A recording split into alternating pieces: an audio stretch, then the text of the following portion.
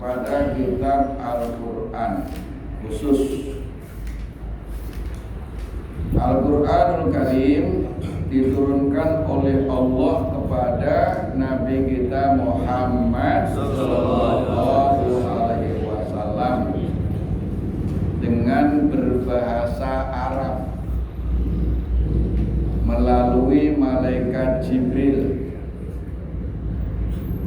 yang membacanya merupakan ibadah. Itu Al-Quran, di firman Allah yang diturunkan kepada Nabi Muhammad dengan berbahasa Arab melalui malaikat Jibril yang bacanya merupakan ibadah. Jadi baca Al-Quran itu merupakan ibadah. Bahkan ibadah membaca Al-Quran itu Allah berikan pahala dengan hitungan huruf. Ngitungnya dengan rincian per huruf. Cara menghitungnya bukan alif lam mim satu huruf, bukan, tapi alifun harfun walamun harfun wa mimun harfun. Jadi ngitungnya memang benar-benar per huruf. Tidak ada ibadah yang berupa membaca yang Allah ngasih pahalanya per huruf kecuali Al-Quran. Kita baca hadis, kita baca sejarah, kita membaca buku-buku Islam, dapat pahala apa enggak? Dapat. Namanya belajar itu dapat pahala. Tapi ngasih pahalanya tidak per huruf kecuali Al-Quran. Kalau Al-Quran Allah ngasih pahalanya per huruf. Minimalnya satu hurufnya 10 kebaikan. Berapa? 10 kebaikan itu kalau bacanya enggak punya wudu dan enggak melihat Al-Quran, karena kita hafal. Kalau kita lagi hafal misalnya qul huwallahu ahad Allahus samad lam yalid wa lam yulad wa lam yakul lahu kufuwan ahad, bisa enggak melihat Quran? Bisa, ya kan? Nah itu yang dimaksud per hurufnya 10 gitu. Tapi kalau punya wudu terus melihat Al-Quran itu beda. Kalau punya wudu pahalanya 25. Kalau punya wudu plus melihat Al-Quran 50. Kalau punya wudu plus lihat Al-Quran, kayak tadi kita baca tadi, kan pada punya wudu, ya, pada lihat Al-Quran kan tadi, ya. Itu pahalanya per hurufnya 50 kebaikan. Nah, ada lebih tinggi, yaitu ketika dibaca dalam sholat. Kalau dibaca dalam sholat, Al-Quran itu per hurufnya Allah ngasih pahala 100 kebaikan. Kita setiap sholat boleh nggak baca kulhu terus? Boleh. Tapi kalau kita pengen lebih banyak pahalanya, jangan hanya kulhu. Habis kulhu boleh ditambah surat yang lain. Boleh. Kita baca dalam satu rakaat beberapa surat, boleh nggak? Boleh. jarang ya. Itu witir 41 rakaat 3 surat. Oh iya. Itu 3. Tapi Rata-rata satu ya. masih doang.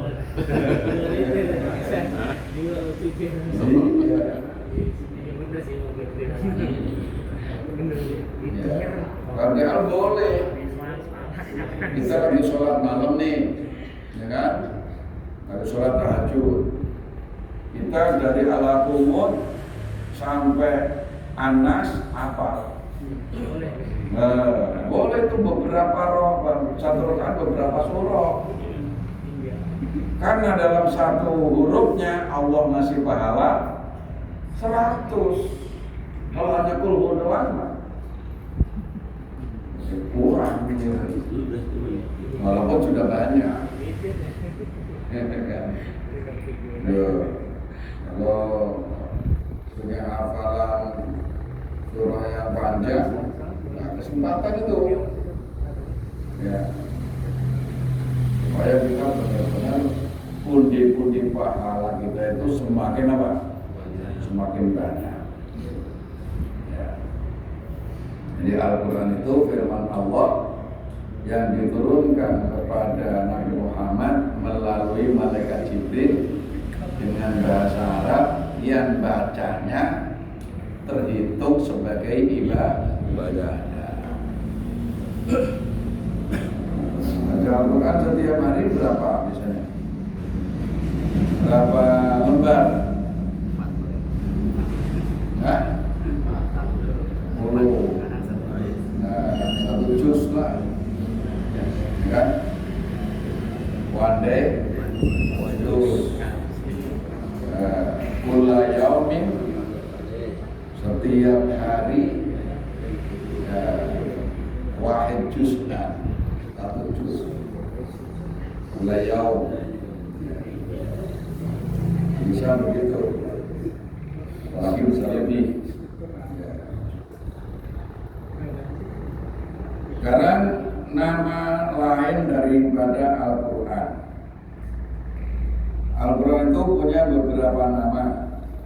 Di antaranya disebut Kitabullah. Kitabullah. Ya, disebut Kitabullah. Artinya kitab Allah, bacaan. Jadi Al-Quran itu artinya bacaan. Kalau Kitabullah disebut kitab Allah. Kitab itu apa sih? Mana ada kitab, ada suhuf. Kalau kitab itu kumpulan dari beberapa lembar yang jumlahnya banyak, dikumpulkan ini jadi kitab. Kitab ini namanya. Ya. Nah kalau suhuf hanya beberapa lembar. Nah kalau satu lembar hanya sohifah. Kalau beberapa lembar jamak daripada sohifah, suhufun, jamak taksir. Gitu. Ya, jumlahnya nggak begitu banyak. Disebut Alkitab. Mana dalilnya? Kita semua udah hafal, yaitu Al-Baqarah ayat kedua. Apa bunyinya? Dzalikal kitabul la raiba fihi. Alkitab. Dzalika alkitabu la raiba fihi. La raiba tidak ada keraguan. Fihi di dalamnya. Jadi Al-Quran itu jangankan salah, ragu aja nggak ada. Makanya jangan sekali-kali ragu dengan isi Al-Quran. Kalau nggak ngerti ya angkat tangan aja, yang nggak ngerti. Jangan ragu. Jadi kalau kita baca Al-Quran sertai dengan keyakinan yang saya baca ini adalah firman Allah. Kalau firmannya ada, berarti yang punya firman ada. Sehingga kita walaupun nggak ngerti artinya, minimal kita menambah keyakinan kita tentang wujudnya Allah. Gitu. Ya. Satu. Yang kedua, nama lain dari Al-Quran yaitu Al-Furqan. Al-Furqan artinya pembeda. Pembeda antara yang hak dengan yang batil, disebut Al-Furqan. Bismillahirrahmanirrahim. Bismillahirrahmanirrahim. Tabarakalladzi nazzalal furqana ala abdihi liyakuna lil alamina nadhira. Tabaraka maha suci Allah yang telah menurunkan Al-Furqan, itu Al-Quran, kepada hambanya agar dia menjadi pemberi peringatan kepada seluruh alam. Ini nama lain dari Al-Quran, Al-Furqan, artinya pembeda antara yang hak dengan yang batil. Al-Furqan. Yang nomor 3, nama lain daripada Al-Quran, Al-Dzikru,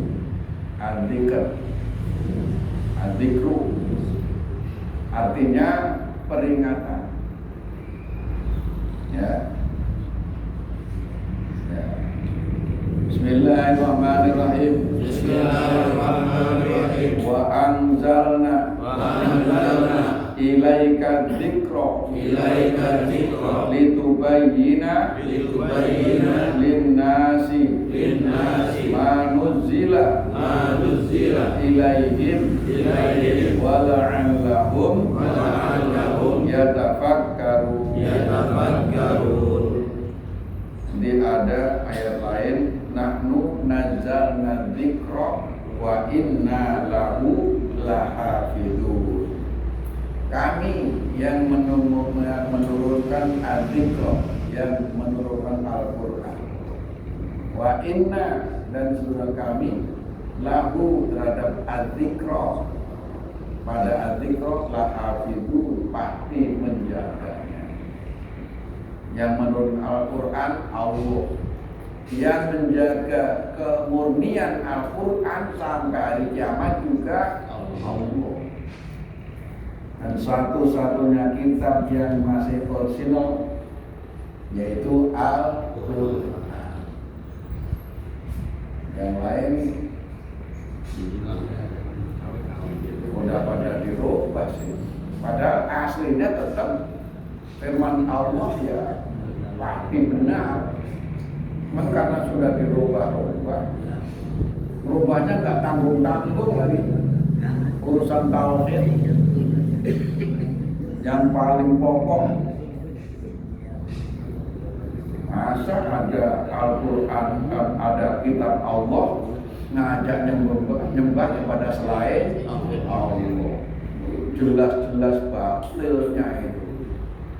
Ya gak mungkin lah. Gimana itu firman Allah ngajak menyembah kepada selain Allah? Pasti batal, nggak mungkin, nggak bisa diterima oleh akal. Gitu kan? Gitu.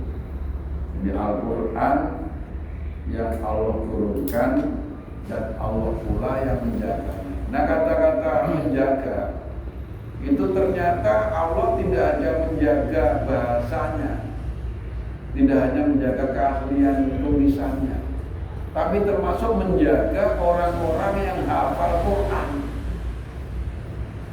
atau orang-orang yang menjalankan isi Quran.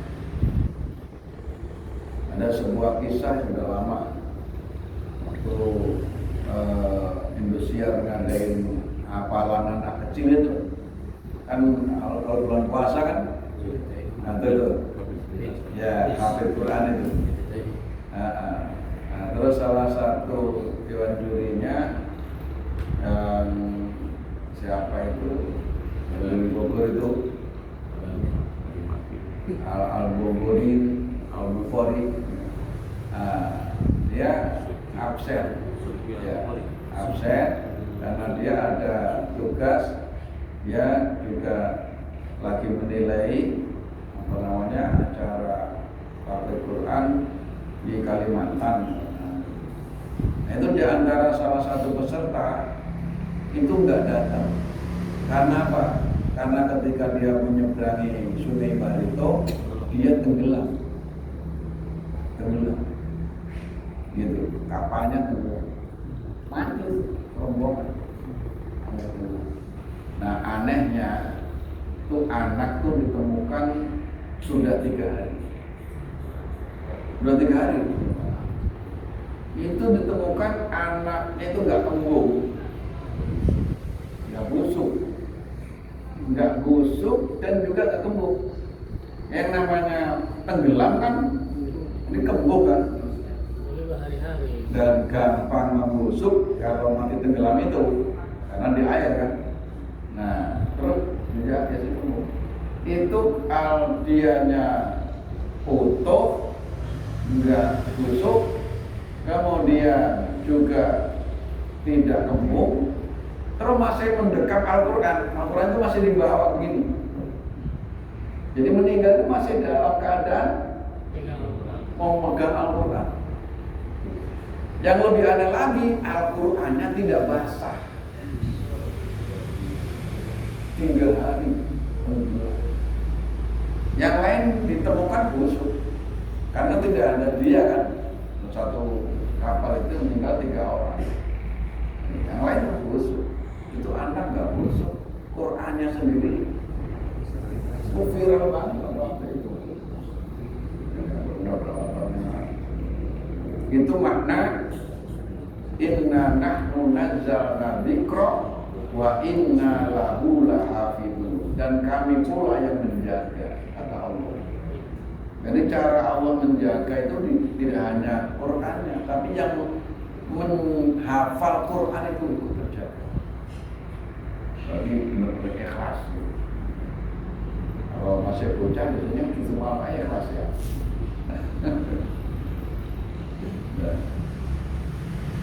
Nah, jadi itu nama lain daripada Al-Quran adalah Al-Dzikra. Ya, sampai di sini bermanfaat.